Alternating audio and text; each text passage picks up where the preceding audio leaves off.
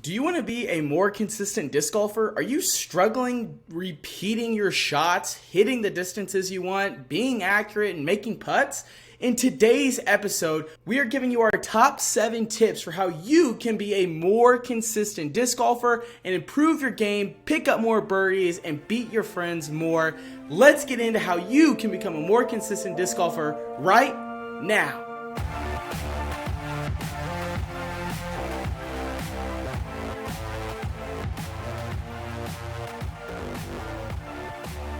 Welcome into the Chain Clankers Disc Golf Podcast. Trent, how are we doing this week, man? What's happening, everybody? We are doing pretty good. Getting over some sicknesses in the household. We are cruising along. Looking forward to some disc golf talk.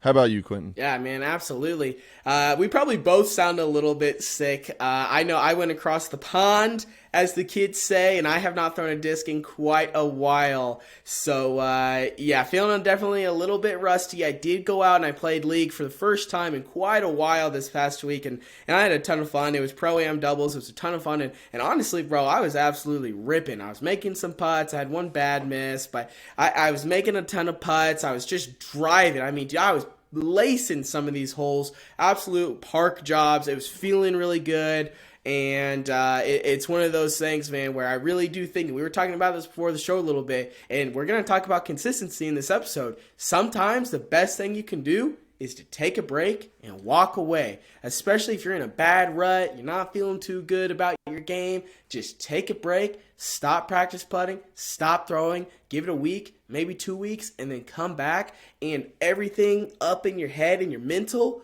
will go away, and you'll just feel better. You'll just throw, and I promise you, just give it a little bit of a try, because every time I've done that, maybe my very first round isn't the hottest, but the second, third, I'm just firing on all cylinders, and I feel so good. So, yeah, man, that's what's been going on with me. It felt really good. Got some tournaments coming up. Keeper of the Chains, if you're not signed up and you're going to be in the Wichita area, make sure you sign up. It's going to be an awesome tournament. You just played West at League last night. How was it? It was East. It was East.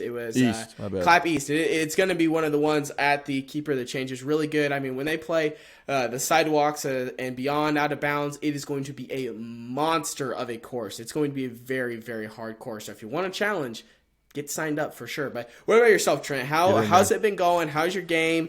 Talk to me before we talk about consistency. It's going pretty good. Got out and through finally. With the new baby, it's been a little tough, but we made a few videos. If you haven't seen it, go check it out. We got the Wraith video up. We might have a bonus video coming. Well, when this comes out, it's going to be last Friday. A little Robbie C action. Oh, yeah. That's right. That's right. New videos now on Fridays. Make sure you hit the subscribe button on YouTube. We are so close to 1,000 subscribers. Make sure you hit it. There's a giveaway coming. It's going to be good, I promise. And, yeah, so 3 videos a week. That's pretty exciting.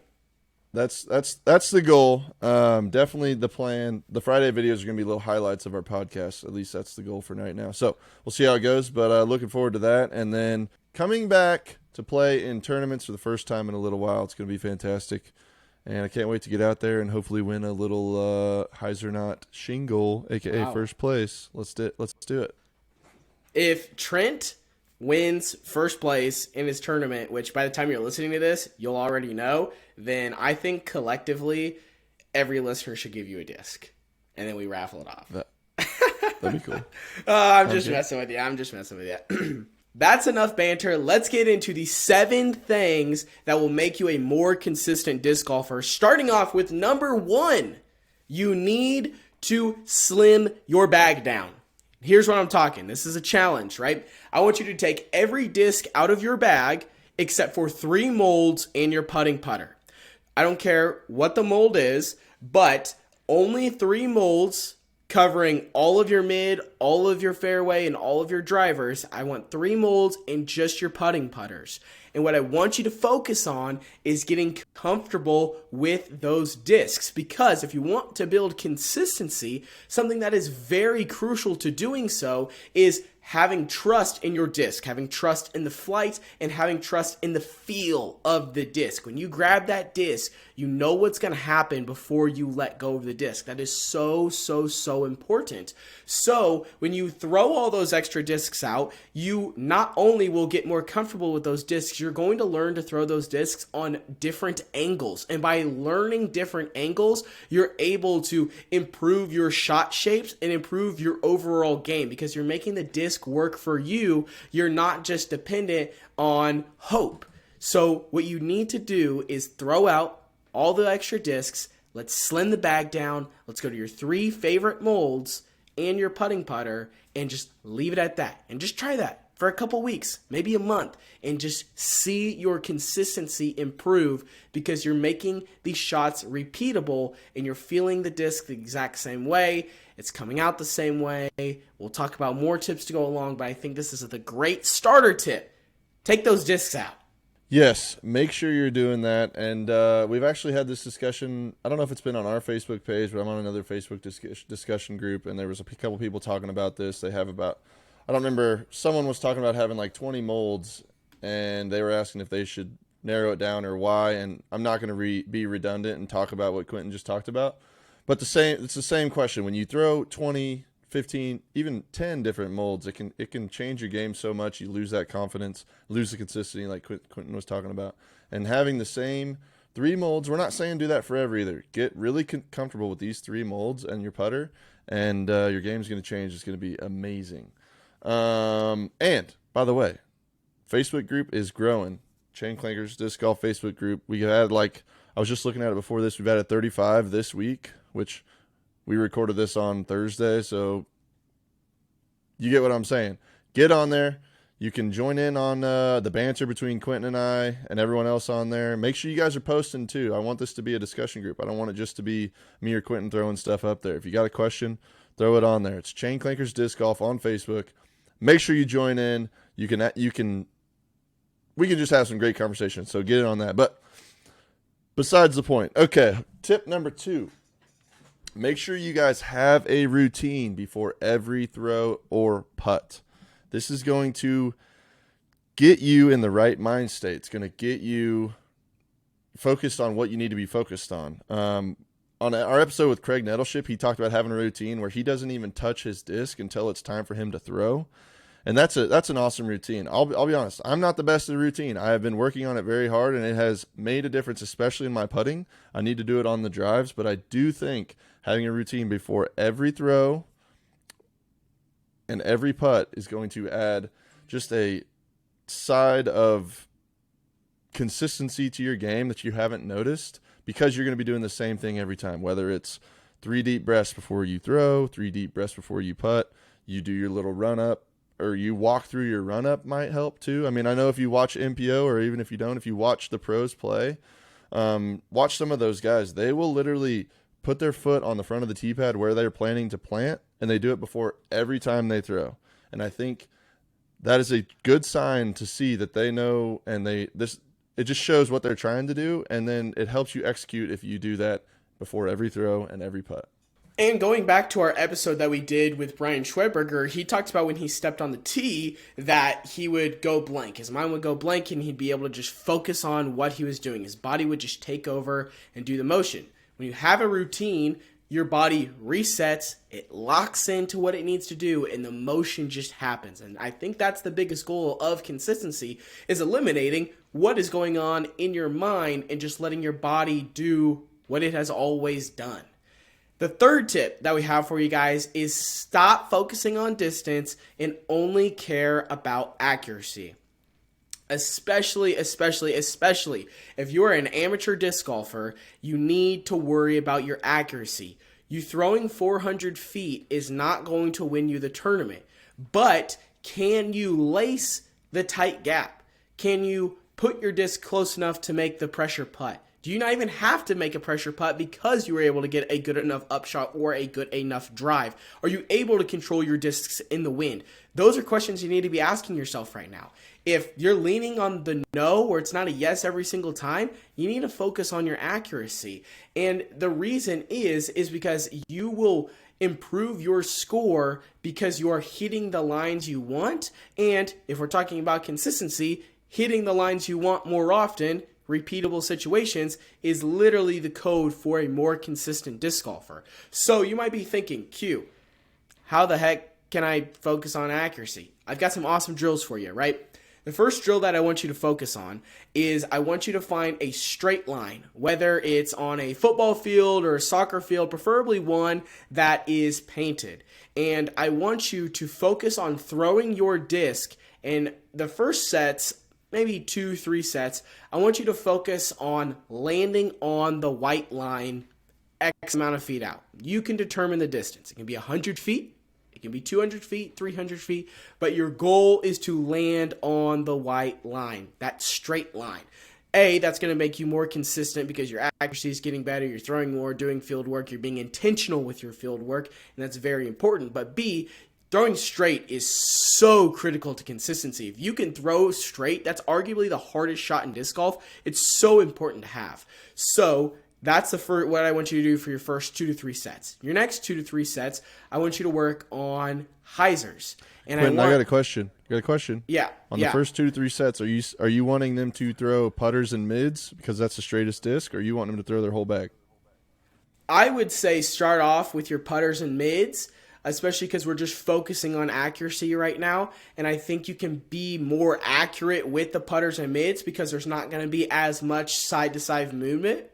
So I would say, yeah, go ahead. I was just going to say, and just to add, you will also notice if your angle's a little bit off, if you're trying to throw flat, you'll notice these things with your putters and mids far more than you will with your fairways and drivers. All right, sorry. Exactly. No, that's fantastic. That's 100% true. You can get off a little bit on your throw, but because of the overstability of that 9 speed, of that 12 speed, it's going to get corrected. Where take a Buzz, EMAC Truth, MA3, whatever it is, or a putter, right, like a Maiden or something like that, and you get off on your angle a little bit, well, you're either hyzering out or you're anhyzering out. So you'll be able to see what you're messing up more, which we'll talk about later.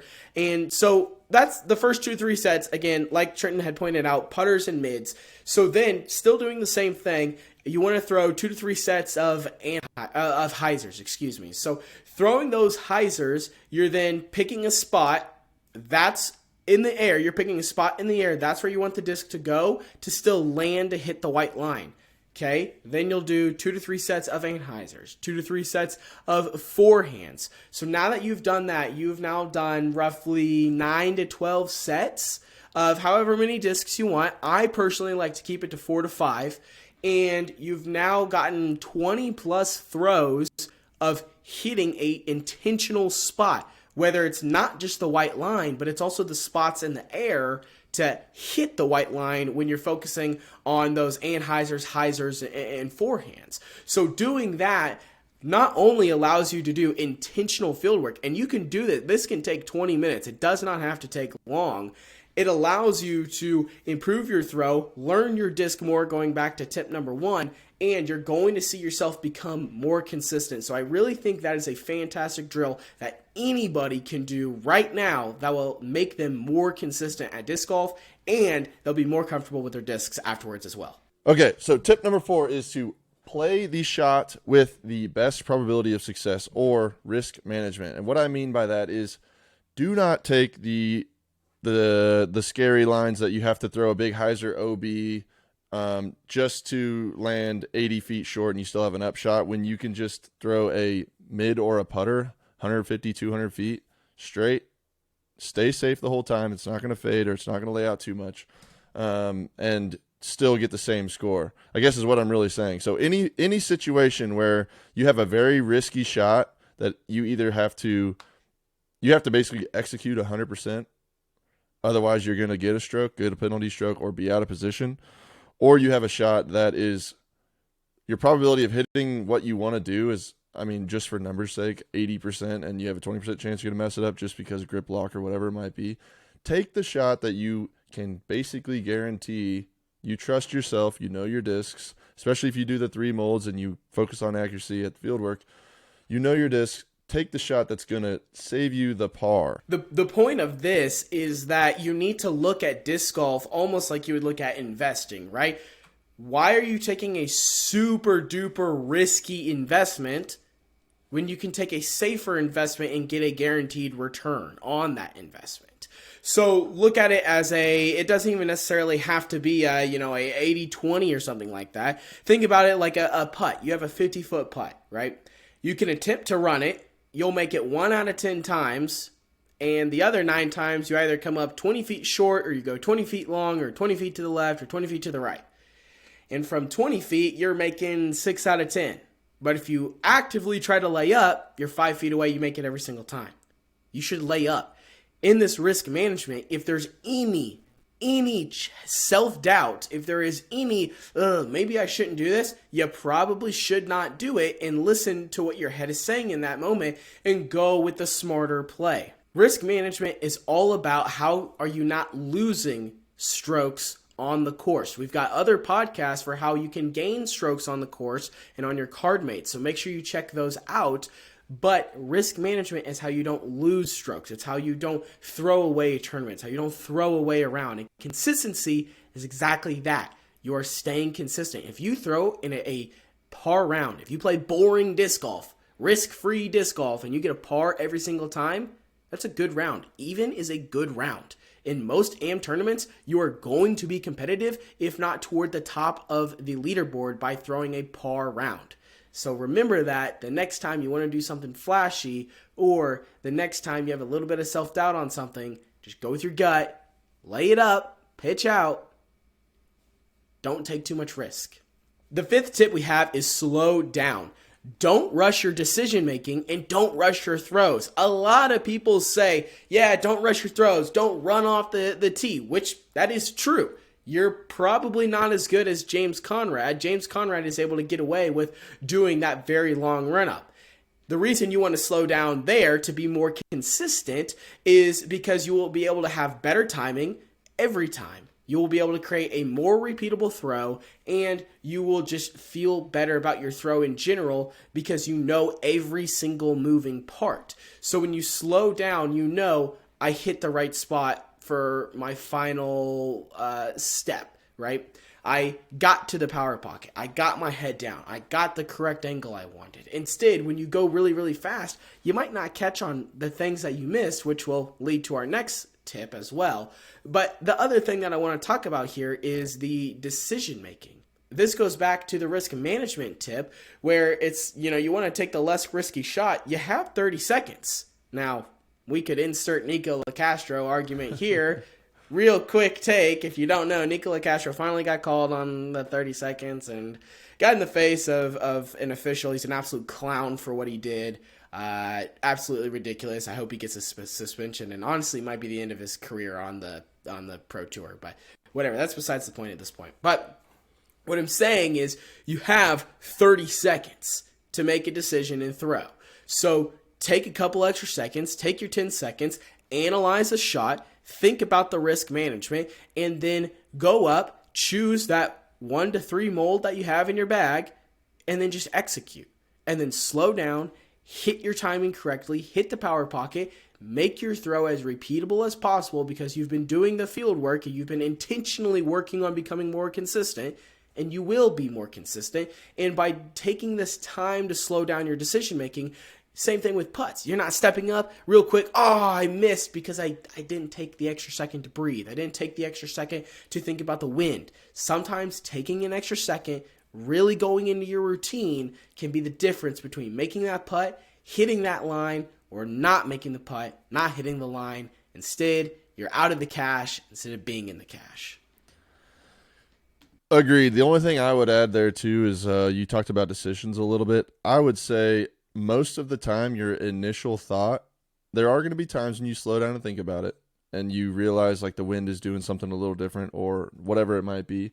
But the initial, like your initial thought, it's not always off the tee. Generally off the tee, you know what you're going to do. You have a disc you grab on most holes. but it's going to be your little up shots or your second throws. Your initial decision is usually going to be the one you probably should have picked from the get-go. So slowing down and trusting yourself with your throws and your decisions are going to make a huge difference and help you be more consistent like we talk about. All right, tip number 6. When you are playing and doing field work, make sure you are filming yourself. You don't have to do it every time, but film yourself every once in a while so that you can be intentional and notice your mistakes, and you can make educated corrections to said mistakes. Because there are always times where you feel like you may be rounded when you're throwing, or on your forehand you rolled your wrist over, or your nose angle was up or whatever, but you don't know for sure because it might feel like it, and then you watch the video back and wow, nose angle was great. I was actually doing something completely different. Hips were moving too quick, feet were too wide on my stance, my power pocket was too open, whatever it might be. But when you film yourself from the back, throw a few shots.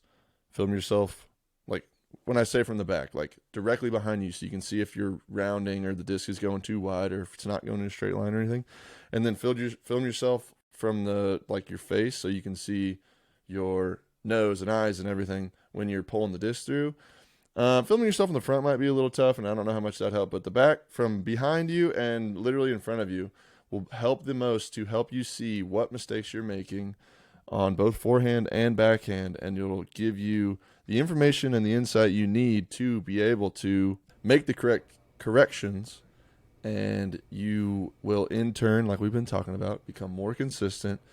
You will be able to focus on the issues that you are noticing, and sometimes they happen kind of randomly, but you will see big changes in your form and your game if you film yourself when you're practicing and when you're playing, and you work on those corrections based off of your film.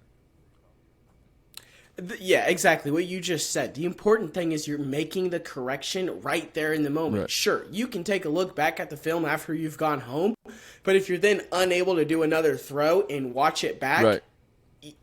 It almost is like, why did you film yourself? Sure, you can watch the tape. I mean, heck, the funny thing right now in the sports world is that Kyler Murray's $230 million contract included 4 hours of study time a week or whatever it was. That just got rescinded today on Thursday. But it's one of those things where if you are filming yourself, giving a positive or a negative indicator of the throw and how you felt, you then watch that throw, see what you did well, see what you didn't do well, and then act on that on your next throw, and then watch it again and continue that cycle. Again, it doesn't have to be long. Guys, I get it. We all have jobs. We all have families. We all have X, Y, or Z. You don't have a whole lot of time to be doing these things. But if you want to be consistent, it doesn't take hours and hours and hours. You can do some of these things for 10, 15, 20, 30 minutes, a couple times a week, in your maybe backyard. once a week, and you'll see yourself become a more consistent disc golfer. It's about being intentional with the work that you're doing. It's about being intentional, and by doing all of these things in this video, you're going to find yourself a more consistent disc golfer over time. We're not saying the next time you go out, you're going to be Paul McBeth, Eagle McMahon level, but you will continue to slowly get better and better, and the next thing you know, 6 months have gone by, and you're like, wow, 6 months ago, I was shooting a plus 10. Now I'm shooting a plus 2. That's the kind of consistency we're talking about, where over time you can make those realistic gradual strides. This leads me to number 7. You cannot overestimate where you are right now in your game. A big thing in disc golf is internet distance. Everyone says they throw farther than they can. Everyone says they have more downloads than they do. Everyone says they've done this, that they've done that. It's one of those things where you might think you're throwing 400, but then you get up to a 320-foot hole and you're coming up 50 short. Yeah, maybe you threw 400 one time, but that's not your playing distance. And that's okay, because earlier in the episode, we talked about you want to be more accurate than you want to be have further distance, right? And that's okay. So it's one of those things where you need to understand where you are in your game. Understand that if I can throw 250 accurate every single time, that is my goal, to get to 250, and then I'll take the 70-foot approach shot. Maybe a couple of them go in every now and then. Maybe I'm sitting at 45 and I hit a circle 2 putt.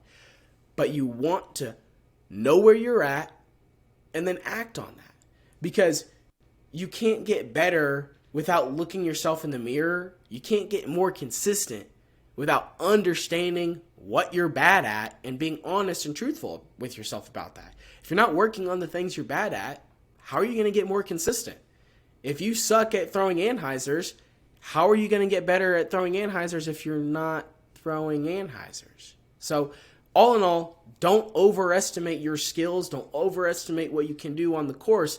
And instead, be honest with yourself and learn to embrace the suck and get better, because you have to be vulnerable and you have to go through those lulls in order to come out a better disc golfer, a more consistent disc golfer, and that will lead you to having better rounds, better scores, beating your friends, cashing in tournaments, X, Y, and Z right there, boys and girls. Agreed. And just to add to that a little bit, this is the hardest part, I think, in this whole don't ever estimate your skills discussion, and just overall consistency discussion, is the mental side of it, where you have to play every shot as its own individual shot or individual throw. Definitely the hardest thing to do, but I think it is when you can figure out how to treat every throw, completely forget, wipe your mind about what just happened, good or bad, and treat every throw like its own game, I should say. I don't know how else to say it. It's going to help so much. I'll admit it's hard to do. I struggle with it, but when the rounds I do and I am able to do that, I have so much more fun. I play so much better. And let's face it, us intermediate or rec intermediate advanced players, maybe not so much advanced, rec and intermediate, I think par golf and then taking the birdies when you can, par golf is going to get you more top 5, top 10 finishes than anything. I mean, at least around here, the winners of intermediate are shooting, 5 to 8 down maybe? And over 2 rounds. Is it more than that? What is it? 5 to 8? No, 5 to 8 over down 2 to rounds. win? Over 2 rounds. Yeah, no way. No way. What's the normal 0% chance. Winners are sitting at maybe 2 down. Okay, see, proves my point even more. So, intermediate level, if you're shooting par golf and taking the birdies when you can, and by doing all these 7 things we just talked about, which we both admit we need to work on ourselves, I think everyone is it's gonna pay dividends for you and your rounds. Take the pars, play the smart shot, throw every shot like it's its individual throw, and most importantly, have fun. And I think it'll be incredible. It's one of those things where it takes me back to my baseball days. Something that some of my coaches used to say was, so what next pitch? Right. And that's true. So what next putt? So what next drive? Sometimes I like playing new courses because I have zero expectations of how I'm going to play there, and I can just freely throw. Then, let's say you park a hole, and then now the only thing you're thinking of is, well, I parked it last time, I have to park it this time. No, the shot you threw prior has zero impact on what you're going to throw now. And that's just the truth, because the past does not impact the future. You can park a hole 99 times. That does not guarantee your next throw you are going to park it. You can make 99 putts. That does not guarantee the next putt is going to go in. It's a good probability, but it does not mean it is going to go in. So, like Trenton was saying, you need to be independent with every single throw. You almost need to have no expectations, and you need to just let your body take over, because when you get in your head about thinking of, I need to birdie this is a must birdie hole, and then you get a bogey on it, it can destroy your round, and your consistency can take a huge hit because you've parked something a couple of times and now you don't do it. So make every single shot independent of the shot prior. You cannot affect the past. You can only affect the future. So take it independently, and I guarantee that will help your consistency a ton. Something else that will help your consistency is making sure you hit subscribe right now. If you're still listening on YouTube, make sure you hit the subscribe button. We're so close to 1,000 subscribers. It would absolutely mean the world to us. And to give back, we're going to have a pretty sick giveaway when we get to the thousands. I think we're going to do a first run Sake Bomb Slammer. Correct me if I'm wrong, Trent, but I think that's going to be included in the giveaway, as long, a couple other things as well. So make sure you hit the like button, guys. The like button on YouTube and comments really help us out. It gives us feedback. We want to know, how can we be better podcasters? How can we give you more value? How can we better serve you? All those kinds of things we want to know, because at the end of the day, the point of this show is to help you become a better disc golfer. So we want to hear from you guys over there. Thank you guys so much for all the ratings you're giving us on Spotify, Apple Podcasts, the reviews over there. We appreciate that. Follow us on the socials if you're not already over there. Agreed. We got some merch. Make sure you let us know if you're looking for anything. We don't have a shop or anything, but shoot us a message on Instagram or Facebook, and we'll get you the details for that. Also, Patreon. It's been a great thing. I want to shout out a couple of our new people. We got King 710 joining the Birdie Club. We got Justin Williams joining the Birdie Club, and we got Craig Nettleship, which has been on the show. He's joining the Ace Club, so he's a big dog. He's awesome. We appreciate the love there from all of you. No matter what, any kind of support means a ton. It's all we're trying to do is build better content for you, trying to get better equipment to make better content for you. If you watch the YouTube videos, when we zoom in, it's just me scaling in on the video, so it gets a little fuzzy. We have a goal to get a camera that will, take the fuzziness out. That's what we're trying to do here. Make better content for you guys so we can all get better together and keep having fun. So all you guys, really appreciate it. I think we're up to 11. If you want to be a supporter, if you want to be on podcasts, we got we got some awesome perks to being a Patreon supporter. So make sure you get on there. Check that out. Patreon.com/Chain Clankers. Get on the Facebook, Chain Clankers Disc Golf. Get on that. Get on Instagram at Chain Clankers. Get on TikTok, Chain Clankers. What else are we on Twitter? We don't get on Twitter much, but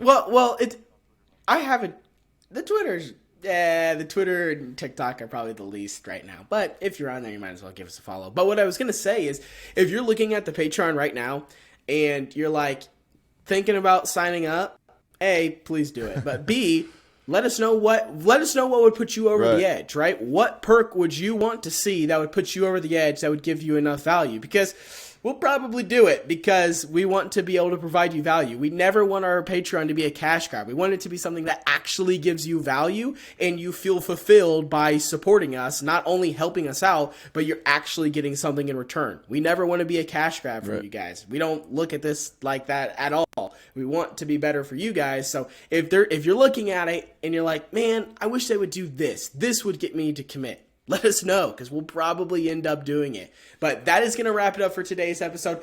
Also, last thing, I want to know, do you like these shorter episodes? We've kind of, we've typically been more closer to an hour, but I know this one and our 7 Things AMs Need to Stop Doing have been closer to that 30-ish minute mark. So let me know, do you like those kind of shorter episodes? Do you prefer the longer episodes? The interviews will always typically be a little bit longer, but let us know. That would help us out a ton. Maybe we do a little bit of mixture of both. We'd love to hear from you guys. Thank you guys so much. We'll see you guys next week. Later, guys.